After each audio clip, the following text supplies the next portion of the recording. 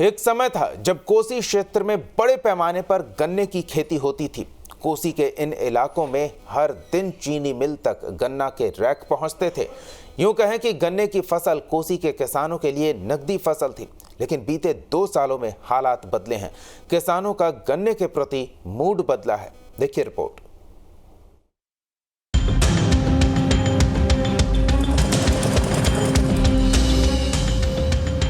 सहरसा कोसी का वो क्षेत्र जहां के खेतों में पहले गन्ने की फसल लहलहाती थी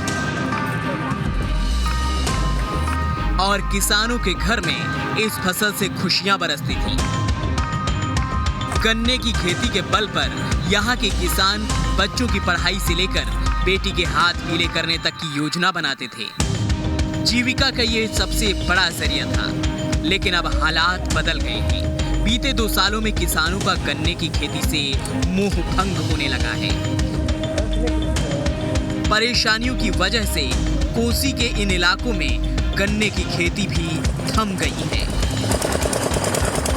बीते 2 सालों में गन्ने की फसलों पर कीड़े का प्रकोप बढ़ गया है।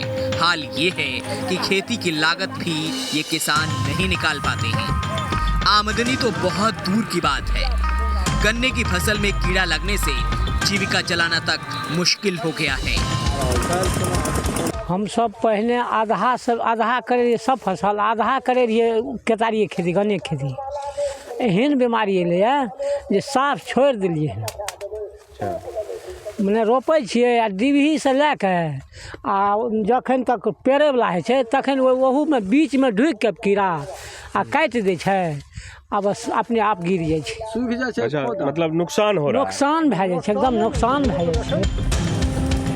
लागत अधिक और फायदा कम होने से किसानों का गन्ने की खेती से मुंह भंग हो रहा है।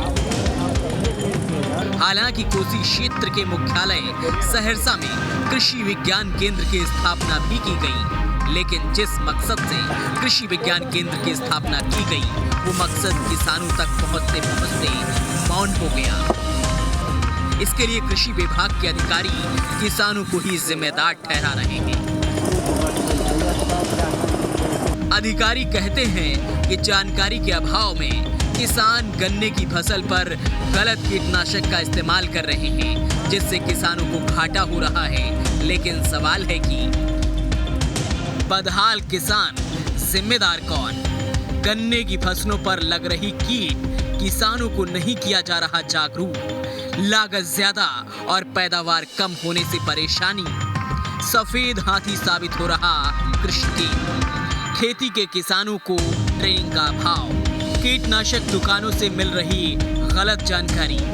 हमें ये ज़रूरी होता है कि हमारे कीटनाशी डीलर को ये पता होना चाहिए कि किस रोग में, किस कीट में किस तरह का दवाई दिया जाए।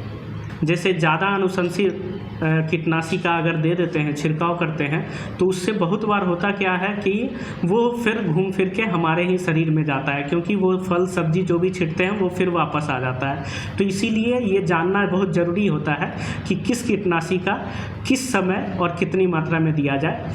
इसी के संबंध में आज ट्रेनिंग दी जा रही थी। बीमारियों की बलि चढ़ गई यहाँ गन्ने की खेती। कृषि अधिकारी अपनी नाकामी छिपाने के लिए जिम्मेदार किसानों को ही ठहरा रहे हैं, लेकिन तमाम पहलुओं से ऊपर उठकर किसानों के हित में काम करना होगा। वो गुड़ जिसकी खुशबू से सीमांचल की पहचान हुआ करती थी, उसे फिर वापस लाना होगा। सहरसा से मधुरेश कुमार के साथ bureau report, news state Bihar Jharkhand.